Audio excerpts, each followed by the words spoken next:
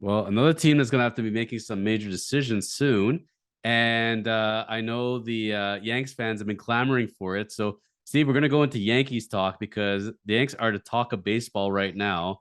And there's so much going on with that team behind the scenes that we got to cover. So, I say let's jump into it. First thing is they are getting hot at the right time. And talk about an embarrassment of riches. They're doing this without their spark plugs. Guess who's apparently going to be coming back to the playoffs? A guy by the name of Matt Carpenter, DJ LeMahieu, and likely Benitendi. Like, are you kidding me? Like LeMahieu alone? Like, wow, that's like, as far as a superstar acquisition, like that changes the entire complexion of the team for me. And Carpenter has just been grinding for them all season, and him coming back healthy, like these are game changers in my mind. Yeah, well, the rich get richer, right? I mean, isn't that the saying that it goes? But at the end of the day, listen, these guys have been out for a very long time. It's not easy just to, take some BP, step in the box, and think that you're going to pick up right where you left off. Doesn't happen very often. And you got to see pitching, you got to see live hitting, you got to get your timing down. Guys are throwing in the mid to upper 90s.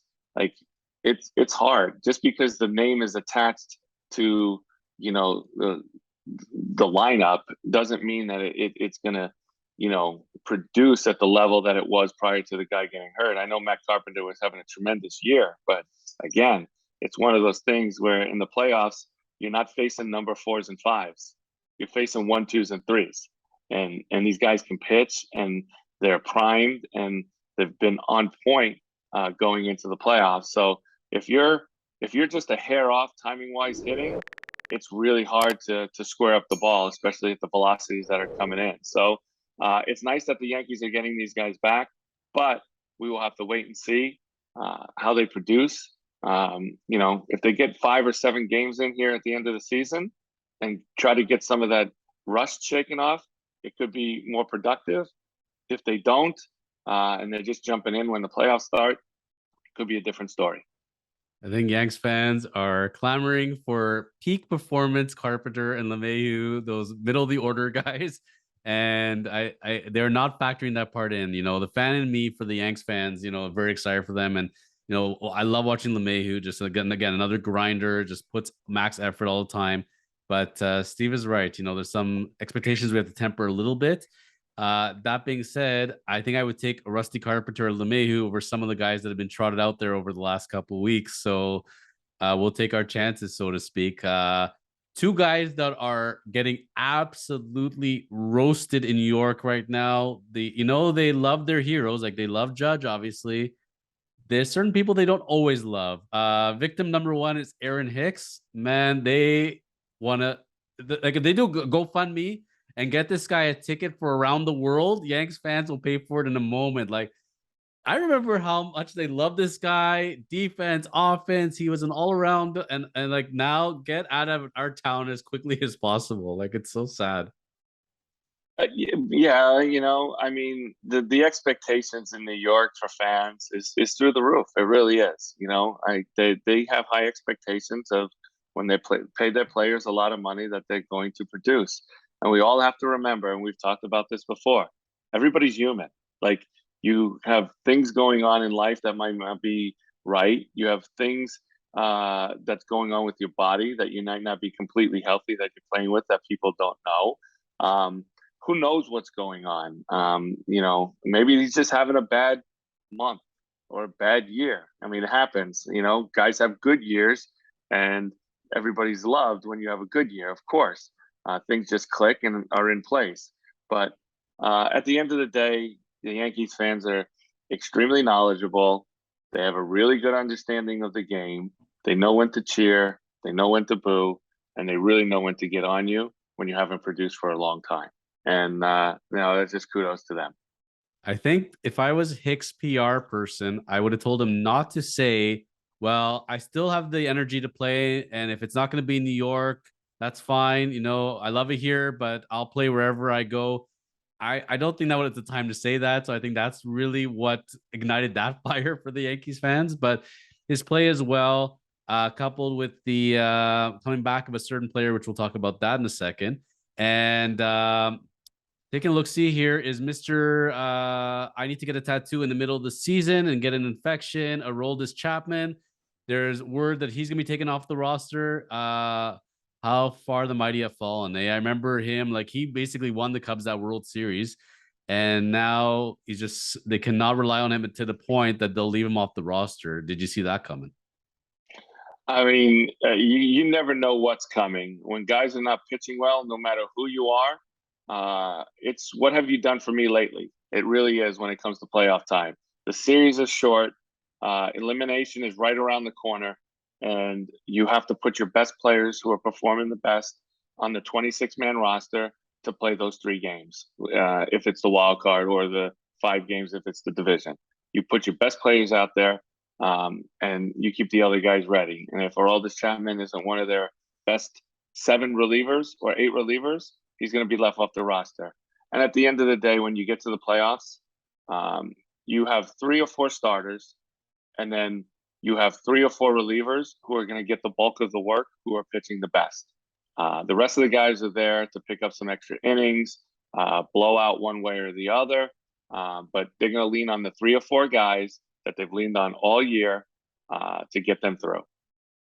Well, the Pirates got an early Christmas present from Brian Cashman in the form of Miguel Andujar, a guy that was always trade bait, and he got let go for a pack of jerky and a bag of chips. And isn't it kind of funny that you cannot make it on this roster of on any level, that we're done with him, and he goes on to the next day to be the number 3 hitter in Pittsburgh? Like, wow. Yeah, listen, I mean, again, it's an organizational thing, right? It depends who you're with, what their payroll is, how talented that roster is for you to break through. He had a great rookie season, right? And then, they signed guys for, big contracts that play the same position, and they just feel like he wasn't ready at that particular time. And he's just never progressed to the point where they felt like that he was an everyday player. And he might not be an everyday player in New York, but guess what? He might be an everyday player in Pittsburgh, because their roster is not as talented as the Yankees roster, and he fits a little bit better within their system. And that's what these teams do or have to do when guys are put on waivers. They have to be the one to claim them, put them in there, and give them a shot. It's a free opportunity for a player that you have scouted or that you have watched that you think is really good and maybe a fit for your club, and you hope that he succeeds in the position you put him in, and we'll see how he does in Pittsburgh. Well, this is not about, look, we always talk about it. Baseball is a business, as far as the end of the day, you have a lot of obligations to a lot of people, and you have to put your best roster forward. You got to put your best players forward. And regardless of what Chapman did in the past, and as far as his success, if they don't see a chance that he is going to get them to the promised land, he's got to go. And, it's, it was not that long ago where it was the talk of fire Cashman. Cashman's going to become the Mets GM in the future. There's so much talk on the internet, but obviously he was not that dumb. And also, I kind of got prematurely excited when the Montgomery trade happened with Bader there. And I was calling Montgomery the second coming of Cy Young there, that he's figured it out in St. Louis. And Steve told me, whoa, cowboy, it's a long season. There's peaks and valleys. I'm like, come on, Steve, he's figured it out. And some reason Montgomery came back down to earth and showed the inconsistency that he frustratingly did in New York, and it's back in St. Louis. At the same time, we now understand what Cashman was thinking, because, man, Yankees fans are very excited about a guy by the name of Harrison Bader. He has taken New York by storm. Yeah, he's just one of those players. You love him if he's on your team, and you hate him if he's on the other team. His antics, sometimes the way he plays hard. There ain't no doubt about that.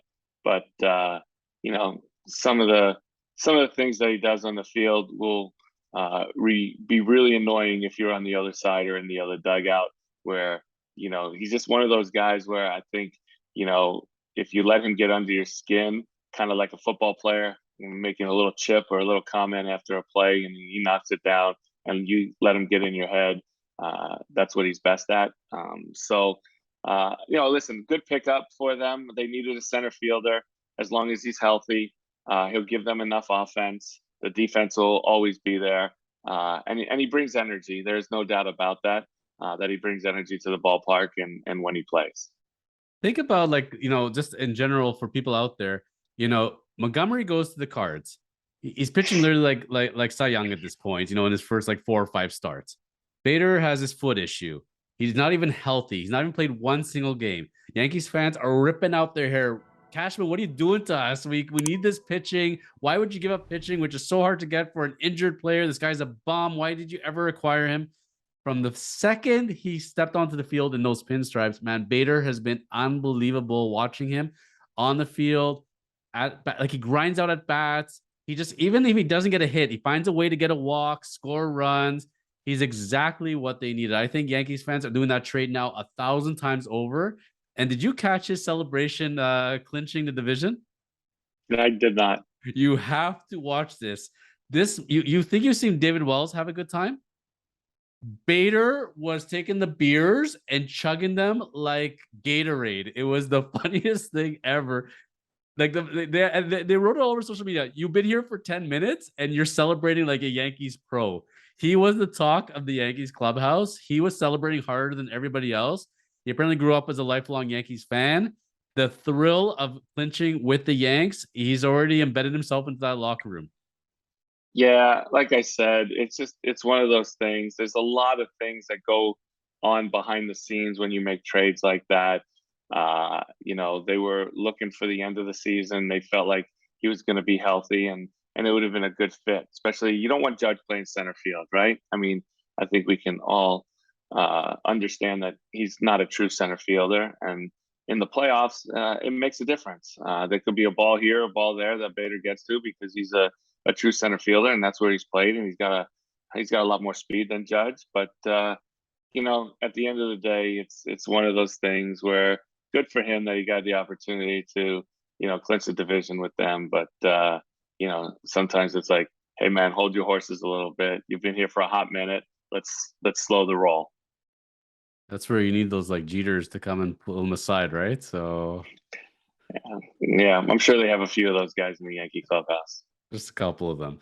We are going to say the best for last. So, Mr. Judge, we did not forget about you. We will get to you in a moment. Relating to the Yankees, Donnie Baseball, Don Mattingly, deciding to step away at the end of the year. Been with the Marlins for some time. Yankees fans are already questioning what will be his future role coming back to the Yankees. I assume at this point he's going to take a little bit of a siesta and figure things out. Yeah, it's a great question. He's a baseball lifer. Like he's a guy who loves baseball, who is very knowledgeable and would be a good fit anywhere. I think he's gonna kind of be able to take a step back and decide what he wants to do. I'm not sure how many managerial jobs will open if he still wants to do that. Obviously he's managed with the Marlins, he's managed with the Dodgers, playing career and coaching career with the Yankees. So he's gonna have a pick of what he wants to do and kind of the role he wants to play. Does he want to step out of the dugout? I don't know. He might and take a lesser role and be off the field, or he might still want to do it just with a different team and a different dynamic. Sometimes you need a new voice, right? Like we've talked about, somebody fresh to come in there and kind of lead these guys. So it'll be interesting to see what Donnie Baseball does, and we wish him the best of luck along the way. One of the most underrated guys, still watching him back in the heyday. I mean, the back injuries is what sapped him at the end of the day, but man, like, such an exciting player out there. Like he was a Hoover out there as a first baseman, always getting clutch hits. Like, did not play in the golden era of the Yankees, unfortunately, but again, a guy that just knows the game, so to speak. I think he'll be able to get a job anytime he wants. It'll just be a question of, when he's ready. The whole Marlins Yankees experiment, unfortunately, comes to an end with Jeter stepping away from the Marlins as well. And that's another organization, like we talk about. It starts from the top always, and they're going to have to figure out a bunch of stuff as far as what direction they want to go. And otherwise, it's just going to be bringing in young, exciting players, losing them to free agency, trading them away before they hit free agency. Those small market teams, and at some point, do they want to break out of that cycle? And I think they're going to have to figure that out. And I think losing Mattingly in the bench loses them a lot of respectability, unfortunately. Well, we'll see who goes in there, right? We'll see who they hire and who they bring in, and it might energize them. I feel like they just gotta corral that team to what their ballpark is. Whether it's speed and contact hitting, as opposed to always relying on the home run, because it's a big ballpark and it's really hard to hit home runs there and produce runs. So if it's pitching first, offense second, maybe that's the way they go. So this offseason will be interesting to see how they add to their roster, see who they hire as their manager, and what are other places to fill. Oh, Miami, I know a guy who knows quite a bit about baseball, especially pitching. You can call 1-800 Steve Karsay and back up the Brinks truck, and maybe he'll talk to you. Last team as far as the powerhouses to be, and this move always had me shaking my head. You got the Dodgers. They built this phenomenal team, and everybody seems to get injured, yet they still have a million players that are playing amazing. Like they're just so scary. But the one position always is that closing position being overrated. But there's something about getting a ninth inning guy that could just get clean outs. Ask the Guardians without Class A. I don't think they're doing what they're doing, And they didn't trust Jansen. So they're like, okay, we've had enough of Kenley Jansen, and he kind of makes us nervous. So the Braves take him, fine. So who do they replace him with? Craig Kimbrel. And Kimbrel's always a guy that kind of made me nervous out there, especially in his later years. And now he's been demoted as the closer on a powerhouse team that's so stacked.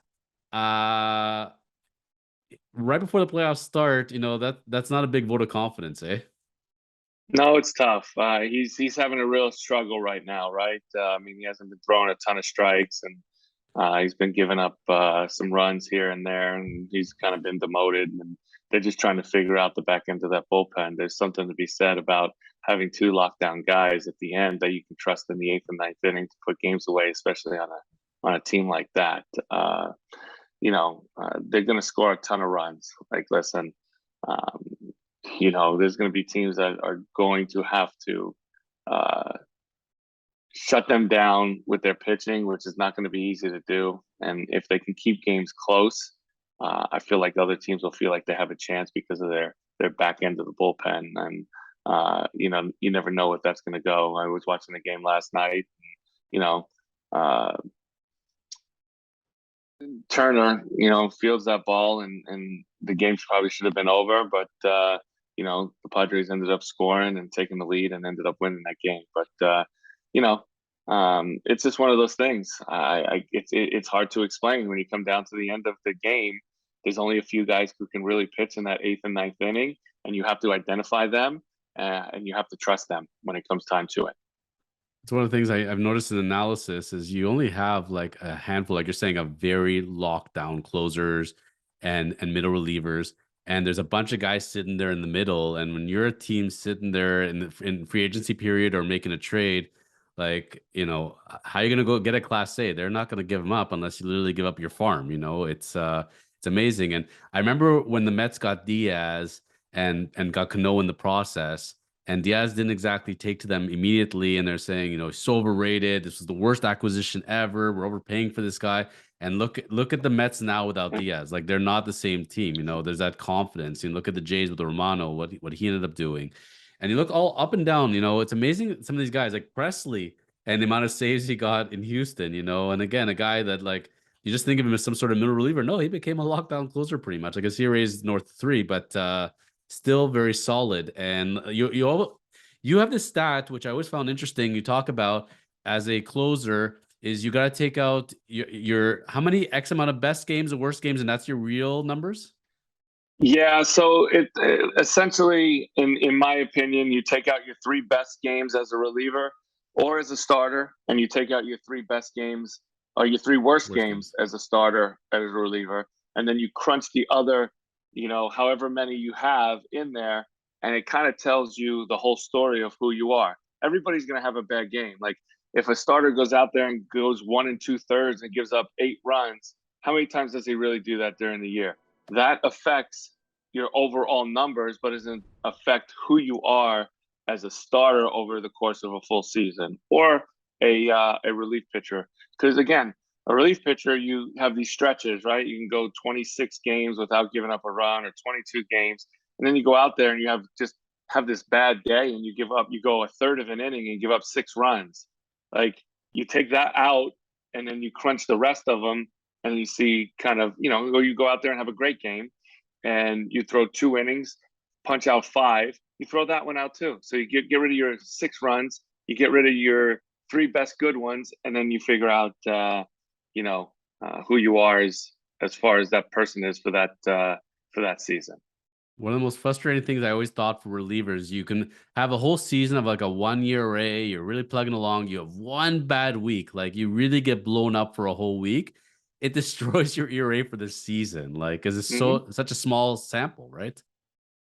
Yeah, and at the end of the day, like, I think people in the front office and people who are on the field, they understand that, right? They understand, like, you're gonna have a bad stretch. You might have a bad week, or a bad 2 week stretch that will affect your numbers, but it doesn't come into them trusting you. You just try to figure out what is wrong. Maybe you're tired that week, or maybe you have just have had a bad 2 week stretch. It happens. Again, guys are human.